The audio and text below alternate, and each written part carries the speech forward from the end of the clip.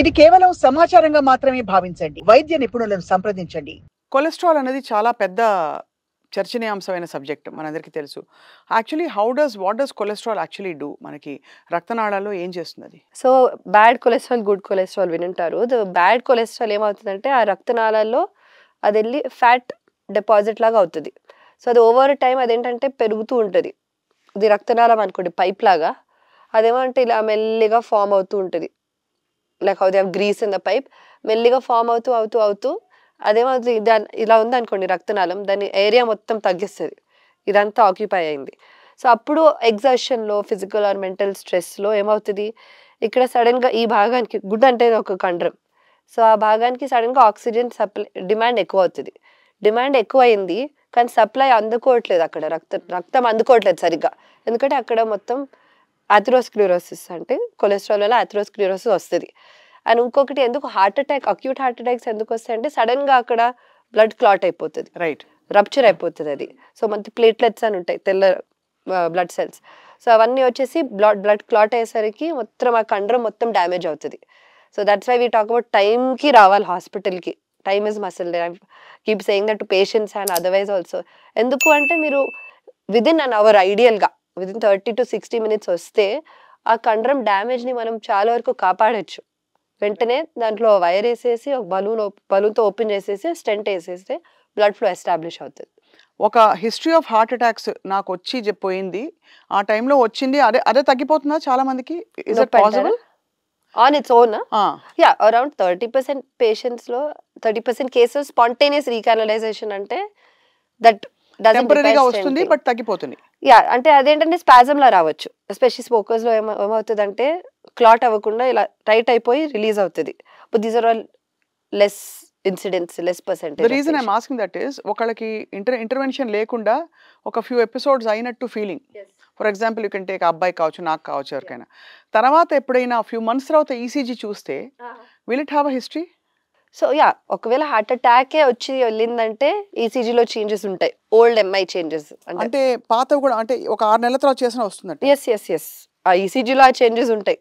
అక్యూట్కి, chronic, అంటే పాత చేంజెస్కి fresh చేంజెస్కి తేడా ఉంటుందండి ఈసీజీలో. ఓకే. సో ఆ పాతగా వచ్చి వెళ్ళిపోయినట్టుగా అనిపిస్తుంది, అందులో తెలుస్తుంది, అందులో తెలిసిపోతుంది. అవునవును. సో మీరు ఏమంటున్నారంటే, ఒకవేళ మనకు అనుమానం వస్తే, ఓ 3 నెలల క్రితం నాకు ఆ రోజు రాత్రి నేను లేచి కూర్చున్నాను కదా, అయినా కానీ చేయించుకోవడం, అయినా కూడా ఇప్పుడు వెళ్ళి నేను చేయించుకుంటే దాని రికార్డ్ ఉంటుంది, దాన్ని బట్టి ఇతర టెస్టులు చేయించుకుని it's better to take care అంటున్నారు. అంతే ఆల్వేస్ సేఫ్. ఎందుకంటే అప్పుడన్నా మనము TMT is very important.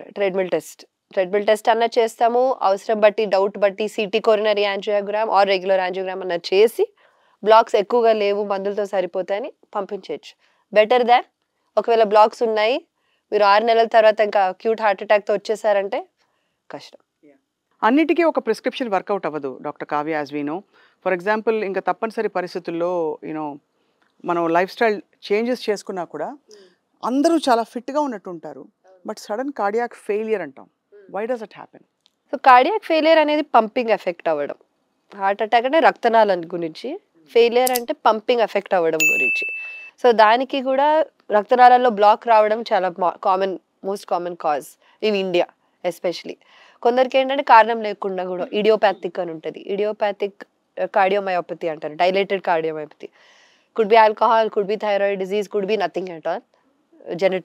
Genetics వల్ల ఏమవుతుందంటే థిన్ అవుట్ అయిపోయి పంపింగ్ చాలా తక్కువైపోతుంది. అలాంటి పేషెంట్స్లో వాళ్ళకి నేను చెప్పినట్టు ఆయాసం వస్తుంది నడిచినప్పుడు, వాళ్ళు ఆటోమేటిక్గా లైఫ్ స్టైల్ మాడిఫై చేసేస్తారు. కానీ ఈ పేషెంట్స్లో చాలా ముఖ్యంగా, అది కూడా ఈ ఎండాకాలంలో ఏంటంటే, ఒకవేళ వాళ్ళు ఆల్రెడీ డయాగ్నోసిస్ అయిపోయింది అనుకోండి, డైలేటెడ్ కార్డియోమయోపతి ఆర్ పంపింగ్ తక్కువ ఉండడం, దానికి చాలా మందులు ఉంటాయి. ఈ మధ్యన చాలా అడ్వాన్స్మెంట్స్ వచ్చాయి ట్రీట్మెంట్లో, మెడికల్ ట్రీట్మెంట్లో. సో ఆ మందులు వాడుతున్నప్పుడు చాలా వరకు వాళ్ళ సిమ్టమ్స్ తగ్గిపోతాయి.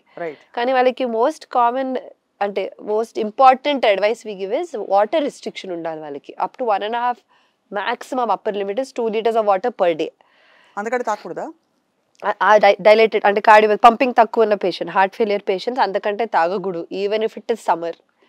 సో పాపం ఏమవుతుందంటే, సో వాట్ హ్యాపెన్స్, పాపం ఎస్పెషలీ ఎండాకాలంలో, especially farmers are working in the heat throughout the day, వాళ్ళు ఇన్అడ్వర్టెంట్ తెలియకుండానే ఎక్కువ నీళ్ళు తాగేస్తూ ఉంటారు. తాగితే ఏమవుతుంది? తాగితే ఏమంటది అంటే, వాళ్ళ గుండె ఏంటంటే తట్టుకోలేదు అంత నీళ్ళు.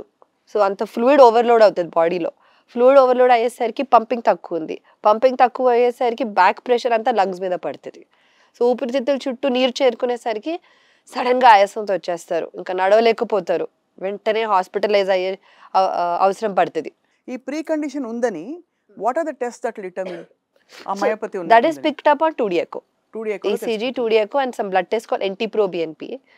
That's not commonly available in all labs, but at least ECG and 2D echo లో అది తెలుస్తుంది అనమాట. దట్ వీళ్ళకి ఈ కండిషన్ ఉందని చెప్పి. సో అది మోర్ క్రానిక్ అనమాట. కండిషన్ నుండి మందులు వాడుతూ they have to be in frequent checkups. Most common trigger is fluid ఓవర్లోడ్లో మళ్ళీ వస్తుంటారు హార్ట్ ఫెయిలియర్తో.